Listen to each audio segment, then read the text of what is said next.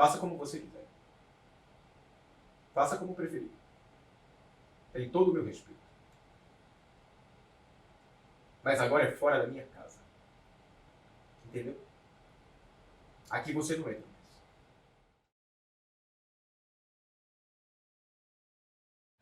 mais. Nossa, já começou muito forte, assim.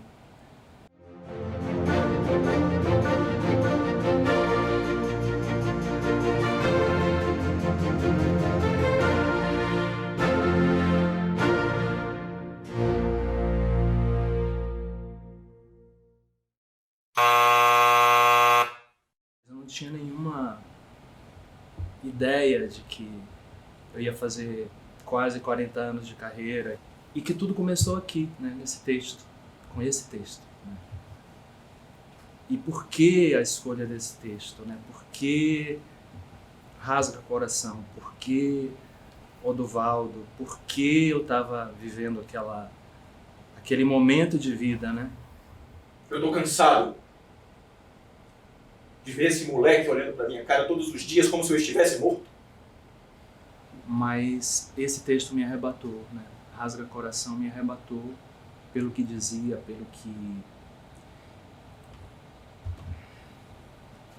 pelo que representava para mim naquele momento, né? Essa fala tão forte desse personagem, sabe? Como se você e todas as outras pessoas do mundo não importassem. Como se o mundo lá fora fosse alguma brincadeira. Um dia, num trabalho de escola, depois de uma apresentação de uma cena de Dias Gomes, o professor me chamou e me perguntou sobre profissão. E esse professor me disse, olha, você fez uma cena incrível, você trouxe uma carga emocional para o personagem, para esse personagem desse texto. Era uma ceninha curta. E depois que esse professor falou isso, eu fiquei remoendo essa ideia de que talvez fosse. E aquilo ficou, né? Ali ficou na minha cabeça, porque na verdade a ideia era fazer ciências sociais, era seguir antropologia. Eu fui cursar ciências sociais ali em São Lázaro, ciências humanas, né? E conheci uma galera de teatro.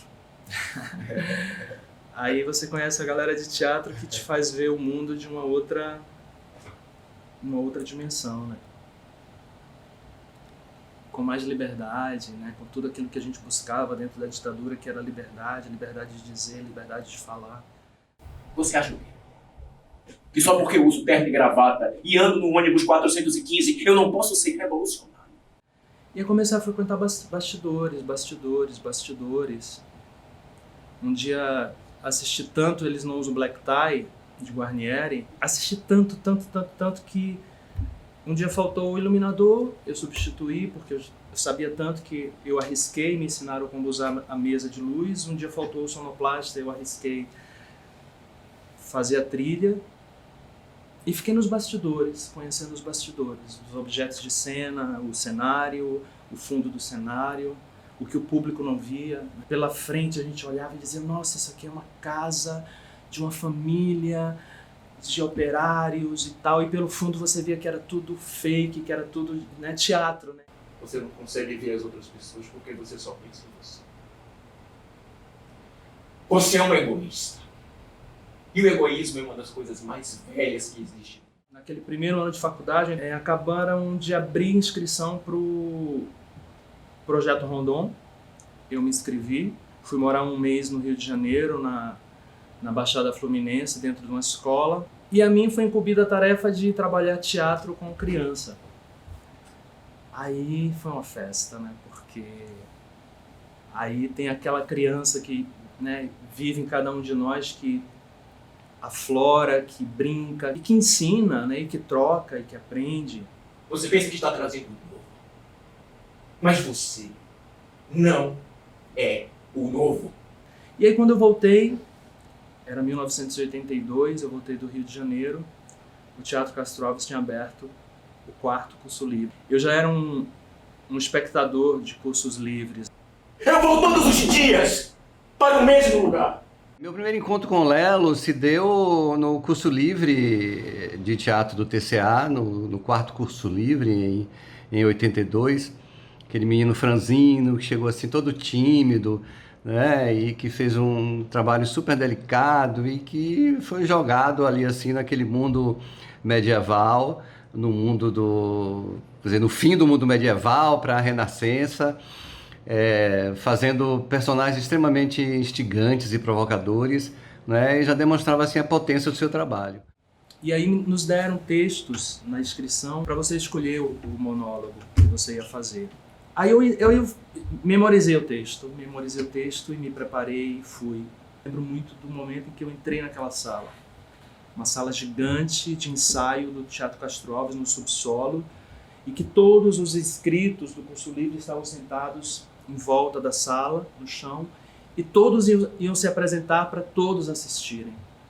Então era um desafio maior, não era só para uma banca de professores, era para todo mundo assistir. Eu saí com a sensação assim, eu não acredito que eu fiz isso. Eu não acreditava que eu tinha aquele poder de explodir. É assim que se faz o mundo acreditando que ele pode ser melhor. Ali minha vida mudou. 82. Eu fiz 8 meses de curso livre, aprendendo com aquela gente fantástica. 8 meses de imersão total em aprender, agora sim, aprender como estudar um texto. Sentar com Cleise Mendes e estudar um texto é algo...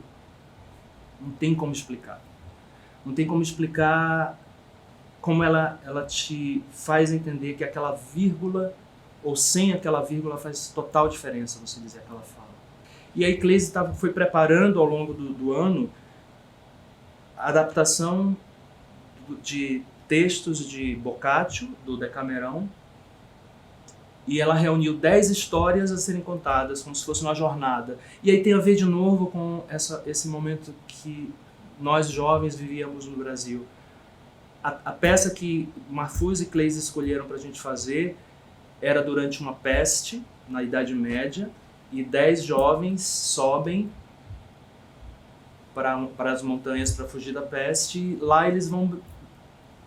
jogos teatrais, eles vão encenar histórias para se livrarem da peste. Então foi um percurso de um ano aprendendo a usar tudo isso, voz, corpo, entender um texto, aprender a ficar nu, né? Assim, a gente teve um laboratório de nu que pra gente era um desafio na época, tirar a roupa em frente dos outros, até o momento que a gente tirou a roupa e a gente não queria mais botar roupa. Assim, a gente entrava na sala de ensaio e parecia que todo mundo queria tirar a roupa.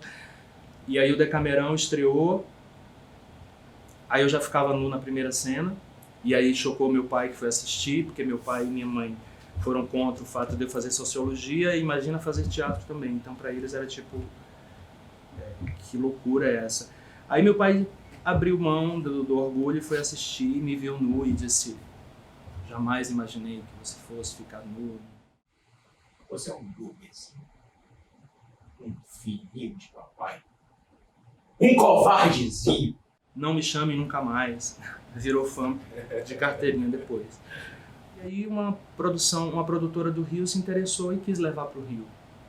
E aí essa outra guinada que a vida dá, né, assim, dá que foi chegar no Rio de Janeiro, temporada de quinta a domingo no Teatro Ipanema. Na folga da gente, do teatro, a gente batia na porta nas matinês das outras peças e dizia: olha, é um grupo de teatro de Salvador, estamos aqui em temporada, hoje é dia de folga, a gente gostaria de assistir.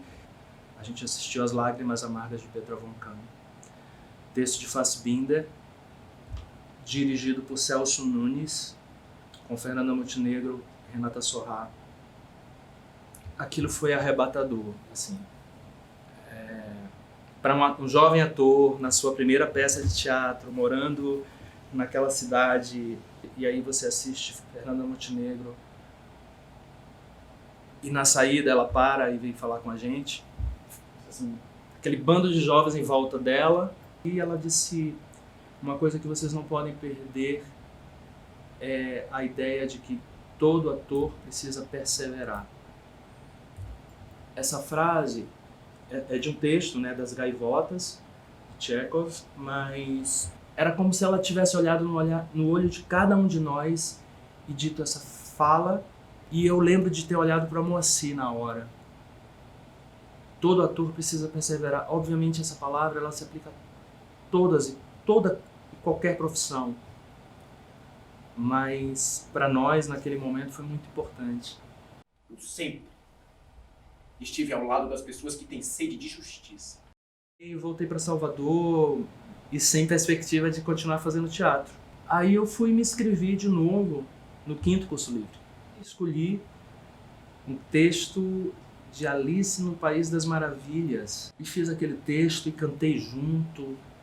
Eu já estava um pouquinho ousado, né? De alguma forma, para o que eles iam fazer, a montagem daquele ano seria Nelson Rodrigues, viram algo em mim que cabia em Nelson Rodrigues. E aí passei de novo. E aí eu fiz o Nelson Rodrigues, que era uma colagem de textos que Cleise Mendes adaptou. Ela fez 3 peças numa só. Então você tinha um esquete que era Viúva, porém honesta, onde eu fazia meu primeiro personagem feminino, Tia Legislativa. Eu tinha Doroteia, do qual eu não participava, e tinha um esquete que era a condensação de Álbum de Família, onde eu fazia Edmundo um filho trágico apaixonado pela mãe. E aí eu fui da Tia Legislativa da farsa para Edmundo da tragédia. Eu passei nesses dois gêneros aí. E aí ali eu decidi que realmente era trilhar isso. Foi um tempo de abandonar a sociologia, me envolvi numa sociedade com 3 gringos, né, irlandeses, e a gente transformou o Bar Grafite, que era aqui no Rio Vermelho, um grande point da noite baiana, assim, da noite de Salvador. Era um bar que tinha evento cultural todos os dias. Tinha música ao vivo, tinha pista de dança no final de semana e tinha teatro. Aí a gente decidiu que estava na hora da gente ter o nosso grupo, que não seria um grupo, seria uma companhia de teatro. De lá para cá, eu acho que Lelo ele marca o teatro baiano, assim, ele e o grupo da Companhia Baiana de Patifaria criam um divisor de águas mesmo, assim. Frank disse isso, a gente precisa criar uma companhia de teatro. A Companhia Baiana de Patifaria fez isso comigo, de participar desse grande evento que foi a retomada desse público, desse fenômeno. E aí surge a Cia Baiana de Patifaria em 87. Então esses amigos foram chegando, a mesa foi ficando maior e um dia a gente estava em cena em 6 atores aqui no Rio Vermelho, no Ad libitum. Aquilo precisava criar uma forma, aquilo precisava virar um espetáculo. Só um diretor realmente podia vir e arrumar aquela bagunça que a gente estava fazendo. E aí Marfuz foi o primeiro que veio, assistiu tudo que a gente havia criado, achou tudo uma loucura. Vocês são loucos.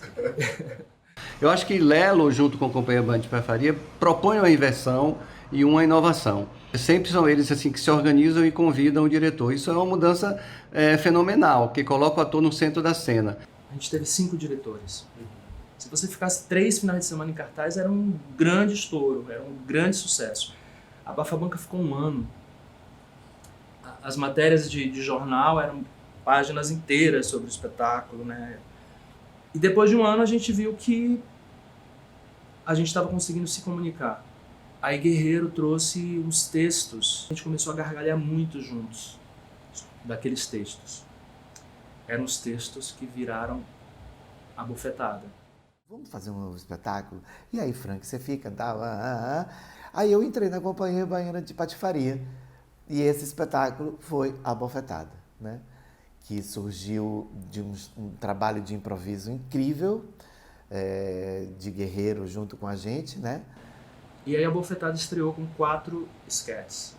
Mas aí a gente viu que para a segunda peça a gente tinha que ter textos melhores, um arcabouço de produção melhor e um esquete emperrava, que são duas professoras que entram para dar uma aula para a plateia. Numa sala de ensaio você não tinha plateia.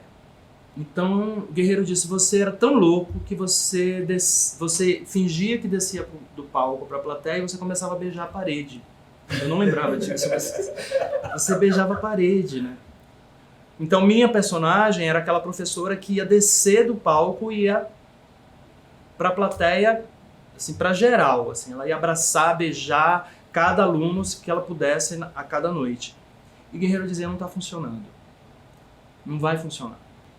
E Frank foi muito importante nessa história porque foi um bate-bola muito bom, muito profissional, né? Nós decidimos assim, essa cena não vai sair. Deixa estrear, sabe? Deixa estrear e depois a gente decide. E aí eu lembro da noite da estreia que eu fiz a coreografia, a cena começou com Frank, que criou uma Pandora brilhante. Fanta não seria o que Fanta é até hoje se não fosse a Pandora de Frank, que é a original, que foi o contraponto, que foi que precisa, né? Não dava para ficar só na loucura de Fanta, precisava ter o equilíbrio. A gente dividiu muito bem, sabe? Peteca, assim, tchum, tchum, tchum, tchum. Aí uma hora a outra fica solando um pouco, brilha, passa para outra e a outra brilha, e aí chegou a hora de descer para a plateia, descer para geral. Eu fui, mas eu fui com uma, tipo assim, essa cena vai ficar, sabe? Essa cena não vai sair. E aí o personagem foi muito bem recebido pelo público, pela alegria, pela algo que eu nem sabia que eu tinha, né? Que assim, que eu podia criar algo tão extrovertido, tão... E virou um personagem apaixonante para o público e muito apaixonante para mim, porque é um personagem que me ensinou muito, assim, a lidar com a vida e com a maneira de olhar a vida, às vezes com uma certa ironia, não levar tão a sério as coisas. O Moacir aprontou muito, muito, muito, muito. O Moacir aprontou muito durante todo o processo, o Moacir aprontou muito em Fanta e Pandora, porque às vezes a gente tomava susto, a gente estava em cena e o Moacir entrava com um personagem criado por ele no camarim. E um dia, Moa levava fruta para o camarim. Então ele levou um saco de umbu. Aí ele começou a improvisar maquiagens no camarim. Fanta Pandora durava já 1 hora, 50 minutos. Então ele teve muito tempo sozinho no camarim para criar. Aí ele botou uma peruca que a gente não usava em cena. Aí no final da maquiagem toda exagerada que ele fez, ele botou um umbu de cada lado, com a bochecha desse tamanho, e invadiu a cena. Com uma bandeja e 2 copos de água. E criou Paloma. Um personagem que não existia e que nunca mais saiu. 34 anos. Nunca mais Paloma saiu. Ela entrou, ela não disse uma palavra e a cena parou. Porque a plateia tinha que rir daquilo. Era algo inusitado. Ele pegou todos os enchimentos de espuma que existiam no camarim, botou dentro da roupa. A roupa era uma lycra que cabia aí botando coisa. Então ela entrou com uma cadeira desse tamanho, uma bunda desse tamanho. Foi genial. E aí a bofetada estourou, né? Assim, foi um fenômeno. A bofetada não é mais teatro. A bofetada é um fenômeno que está em cartaz até hoje. Essa outra guinada que a vida dá e te diz assim, cuida disso, entendeu? Porque tem que cuidar. Se não cuidar, desanda. Então a gente falou, a gente está profissionalizando, a gente está inserindo uma outra coisa que não é... Todo mundo vê a brincadeira, todo mundo vê a farra, todo mundo vê a alegria do espetáculo e dos personagens, mas ninguém entende que por trás tem um trabalho gigante. Mas a gente viu que a gente precisava mais coisas, que era outras plateias. E aí conseguimos uma pauta no Teatro Margarida Ribeiro, em Feira de Santana. E aí o produtor, na época, conseguiu um patrocínio. Aí o patrocinador descobriu que o nome da companhia tinha Patifaria. E aí o sinal acendeu. Eu falei lá atrás que esse nome nos ia dar problema. O nome é divertido pra gente. O cara tirou o patrocínio e a gente disse, a gente não vai voltar, a gente vai fazer a peça. E fizemos. E aí, Feira de Santana se rendeu a peça também. É bom falar desse elenco todo, né? Moacir Moreno, eu, Frank Menezes, Ricardo Castro, Fernando Marinho. Primeiro elenco da Bofetada. Direção de Fernando Guerreiro, textos de Mauro Razzi, Miguel Magno e Ricardo de Almeida. Aí um dia a gente decidiu que estava na hora de... Tem que sair da Bahia, tem que mostrar isso lá fora, né? BH não deu resposta, São Paulo não deu resposta, Rio de Janeiro várias negativas, mas o Teatro Ipanema se interessou. Ivan Albuquerque e Rubens Correia, 2 grandes nomes do teatro brasileiro que eram os donos e a gente quer vocês aqui. E aí eles se interessaram em conhecer esse grupo, a gente foi. No dia do ensaio geral, a assessora de comunicação do Rio, ela estava muito preocupada. Ela disse, eu não vou conseguir lançar essa peça, não tem qualidade. E a gente ficou muito preocupado, né, assim, e agora, né? A gente tinha investido todo o dinheiro que a gente tinha naquela viagem. Aí estreamos.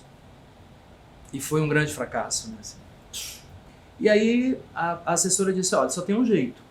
Vocês fazerem happenings nos bares mais badalados do Rio para chamar atenção e trazer o público. E aí o Jornal o Globo ia fazer essa cobertura de fotos. E aí passa a Vera Fischer andando no calçadão e ela viu aquele colorido, aquelas maquiagens, ela parou para perguntar o que era. E aí o Globo, Vera Fischer com os atores da Companhia Baiana de Patifaria, a gente falou, agora vai. E aí, foto no Globo, mas não foi. E aí, no último final de semana antes do Carnaval, a gente ia passar o Carnaval em Salvador, o produtor chegou e disse, hoje vem o crítico do Jornal do Brasil, Maxim Luiz. Aí, ok, ficamos tensos, nervosos. E aí, Fanta e Pandora entram em cena, pedem para a plateia levantar para participar da aula e 2 pessoas não levantam. E aí Fanta, Maria, desce e diz assim, vai levantar ou prefere que eu vá ir? E aí as pessoas não levantavam, ela desceu. No que ela desceu para ameaçar as pessoas, as 2 pessoas levantaram, participaram da aula, e quando acabou a peça, eu cheguei no camarim, o produtor entrou enlouquecido e disse, você é louco, você foi mexer com o crítico do Jornal do Brasil. E aí ele vai arrasar com esse espetáculo e tal. Se já estava ruim, vai ficar pior. Foi a melhor crítica que a gente teve na vida, porque foi a melhor análise que se fez da Bofetada. A trilha sonora que compunha cada personagem, o trabalho corporal, o trabalho vocal, interpretação. E aí é outra guinada que dá na vida da gente. Assim, quando a gente estava quase desistindo, Frank Menezes bate na porta, eu abro e ele diz, acabaram de ligar, a gente vai fazer o jogo 11h30. E aí eu lembro muito, eu e Frank pulando naquela sala, feito duas crianças, rolando no carpete, de alegria, porque talvez agora, né, fosse emplacar.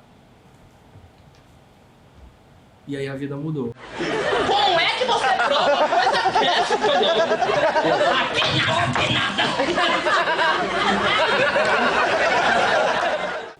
E quando a gente chegou no Rio, os ingressos esgotavam com antecedência. E aí a gente soube que no SBT Hebe Camargo tinha ficado com ciúme, porque a gente tinha ido no jogo, não tinha ido no programa dela, e aí mandou o convite. Enfim, aí foi São Paulo e aí foram 66 cidades do país e funcionou. A comunicação continuou acontecendo, a gente continuou dialogando com o público, com plateias diferentes. E a coragem de fazer finalmente um musical que veio pra gente através de Wilson de Santos, que já era um ator que integrou a companhia já em 92. E ele disse, olha, existe um texto americano que foi montado por mulheres no Rio de Janeiro, São Paulo, um grande sucesso, que acho que ficaria incrível com a gente fazendo. Noviças Rebeldes.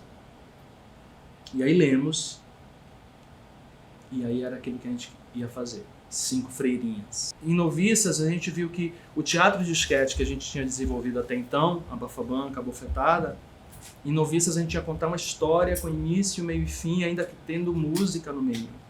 Músicas não necessariamente todas engraçadas, algumas contando histórias engraçadas e outras até bastante religiosas.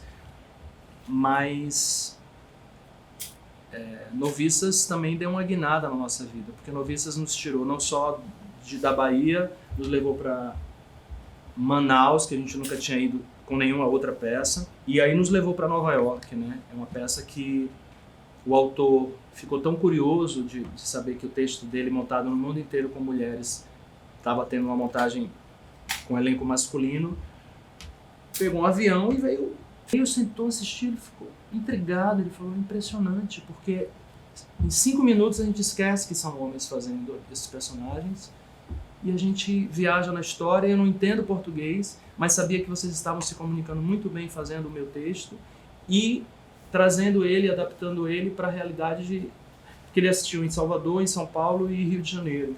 Então ele assistiu versões diferentes onde a gente tem essa característica, né? Como a companhia viajou muito, então as peças elas são adaptadas para o lugar que ela está. Tempos depois comecei a fazer teatro e qual foi a minha surpresa que fui convidado para entrar na companhia para fazer Noviças Rebeldes.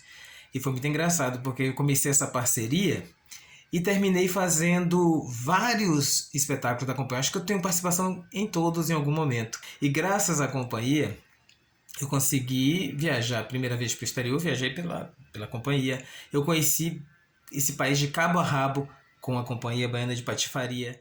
Chico Anísio disse que o humor é tudo, né? Chega a ser até engraçado.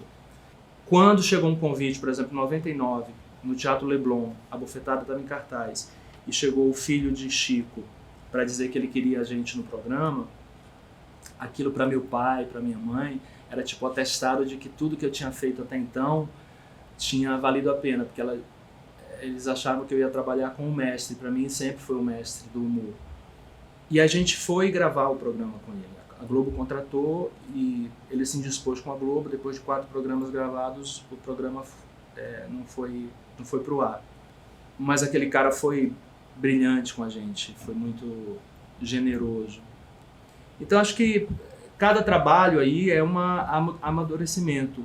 Quando o Wolf Maia, que dirigiu Noviças, chegou e disse assim, não é esquete, é uma história que tem início, meio e fim, vocês não fizeram isso ainda, então vocês não podem perder o fio da meada, vocês não podem improvisar tanto quanto vocês improvisaram até aqui, porque se vocês improvisarem demais, vocês acabam tirando o foco da história que está sendo contada. Então a gente também tem que entender que há algumas regras, né, que precisam também ser seguidas para que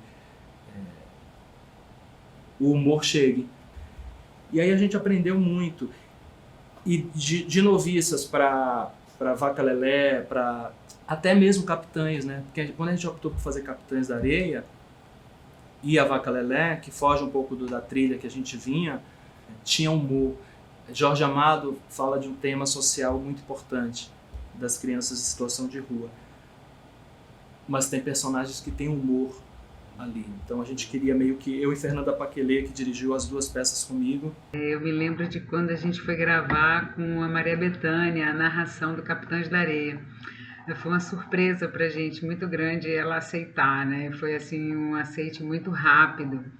E a gente achou que a gente ia, enfim, né, ter um tempo, né, de negociação disso. E quando a gente encontrou com ela disse, a gente perguntou, né, pô, ela aceitou assim tão rápido, o que aconteceu, qual foi a motivação. E aí ela contou pra gente que Capitães da Areia foi a primeira peça de teatro do qual ela teve contato, ela participou de uma montagem em Salvador. A gente queria, vamos tratar do assunto sério, mas tinha poesia e tinha humor que os personagens de Jorge Amado de alguma forma têm. A Vaca Lelé é a mesma coisa. Uma das cenas, por exemplo, que é a da galinha, que era a cena que as crianças ficavam entretidas com o personagem, mas os adultos ficavam entretidos no texto que o personagem dava, que eram as críticas sociais mais surreais dentro de um texto infantil. Desmatamento, queimada, excesso de gasolina, de óleo diesel, né, de petróleo no mundo, enfim. Ciricutico, né? Ciricutico que para mim é o meu amadurecimento de alguma forma, é que tinha muita história que eu queria contar. Porque um dia uma pessoa subiu no palco das noviças e ela tocou e ela achou que era tijolinho e era tecido pintado. Então eu disse, essa é a magia do teatro, é você achar que é e não é, entendeu? A gente te dá uma rasteira, entendeu? Ciricutico, eu quis exatamente fazer isso, como é o bastidor de uma peça, né? E aí eu arrastei a peça lá para o século XIX, somente para criar exatamente um estranhamento de que o que está acontecendo no século XIX, dentro daquela história, numa província chamada Ciricutico, é o que está acontecendo no Brasil de hoje. A peça estreou em 2010 e o personagem Otávios está querendo um vírus para espalhar na população porque ele precisa vender um xarope que ele produz. Patrocinador escroto. Eu patrocino. Primeiro, os personagens vão ter que tossir porque eu tenho que vender meu xarope. E outra, minha filha vai ter que ser a protozoária da peça. O quê? A protozoária principal, a Helena da peça. A protagonista da peça. Então, assim, é um cara que não entende nada, é um cara sem cultura, um estúpido. É, de novo, a gente rindo do opressor, né? A gente rindo de quem oprime. E foda-se o dinheiro dele, entendeu? Aquela trupe, os Tartufos, ela consegue dar uma guinada no meio da história e mandar ele se fuder com o dinheiro dele. Então, assim, claro, é meio surreal, mas é bem possível, né, que aconteça. A gente perdeu o primeiro patrocínio em Feira de Santana porque o patrocinador disse que não queria a patifaria envolvida. A gente falou, foda-se, a gente vai fazer. E fizemos. Então, assim, Ciricutico foi isso. E aí vem Fora da Ordem, que essa peça foi escrita entre 2012 e 2014. E o Brasil está difícil da gente falar, né? Porque as coisas que estão acontecendo à nossa volta. E existe toda uma geração que não conhece, não conhece essa história, né? Eu queria contar de um Brasil que... E aí não há humor para se falar, né? Aqui é onde eu radicalizei e voltei ao drama, que foi a minha origem, porque em 2014 eram 50 anos do golpe. Então eu falei, essa data não pode passar em branco para uma geração que está toda aí vivendo, ouvindo que o golpe foi bom, que a ditadura foi boa, que a intervenção militar é legal e a gente precisa discutir isso com eles. Lelo é ator, é produtor, é diretor, é militante teatral, é cidadão assim, presente nas grandes discussões do nosso teatro, da política, do campo social. É uma referência fundamental para todos nós. Aí é um monólogo, né? Um monólogo que me deu trabalho para não só elaborar, como para fazer, mas esse debate tem sido muito bacana. São 6 anos de Fora da Ordem rolando, quase 7, e muitos diálogos bons com essa juventude, sabe? Sobre um momento que a mim era proibido, né? Eu vivi uma época que não se podia falar em golpe. O Brasil ganhar a Copa de 70 foi uma festa enquanto as pessoas morriam nos porões. Fora da Ordem é essa 8ª peça que resume o Lelo lá de trás, querendo parar um pouquinho a comédia. Eu quis voltar ao Lelo que fez Manguari naquele teste. Eu quis voltar a isso que você apresentou tão lindamente no início, né? Eu quis voltar ao Lelo lá de trás.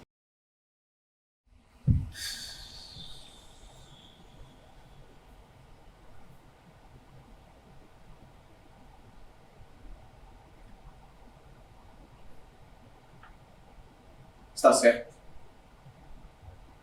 Faça como quiser. Faça como preferir. Tem todo o meu respeito. Mas agora é fora da minha casa. Entendeu? Aqui você não fica mais.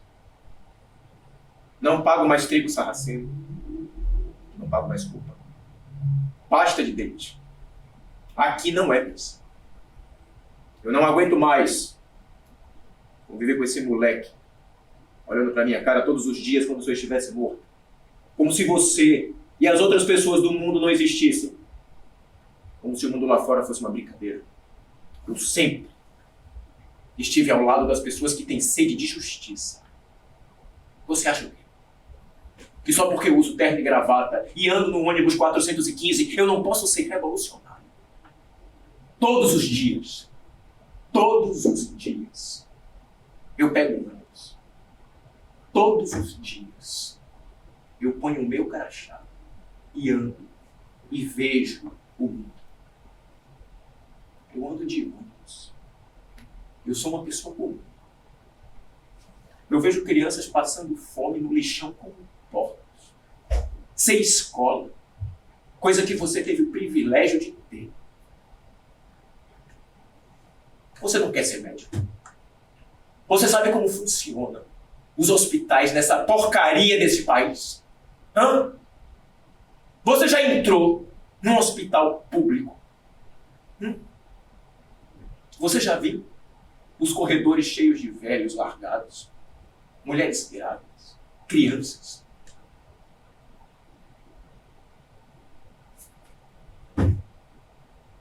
O que eu vejo?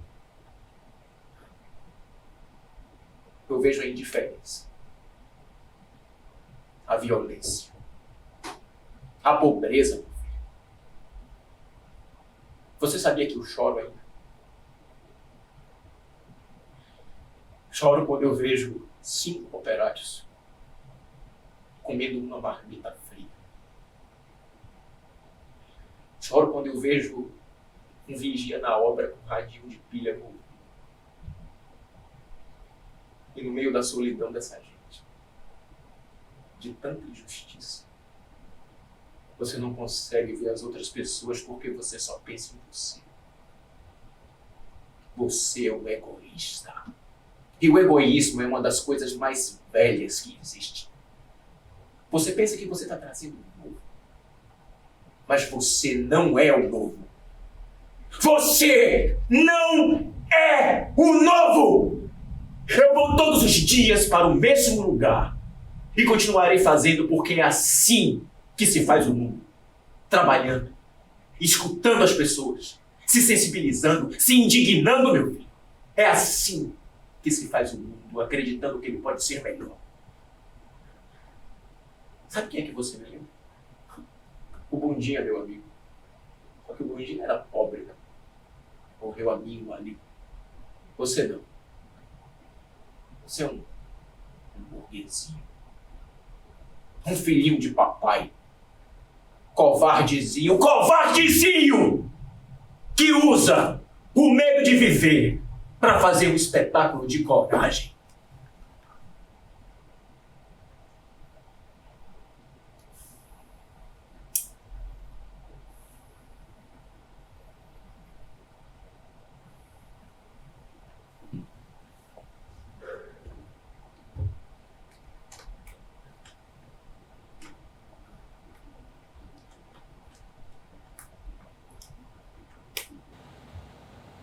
E aí eu acho que eu fiz uma coisa que eu nem tinha noção do que isso representa para um ator, que é talvez o que você vivenciou ali dentro antes de entrar e fazer a cena, que é...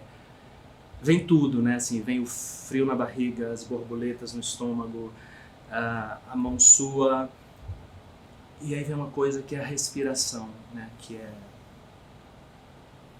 Eu precisava respirar para poder fazer bem aquilo. Eu respirei. Eu contei até 10, respirei e comecei.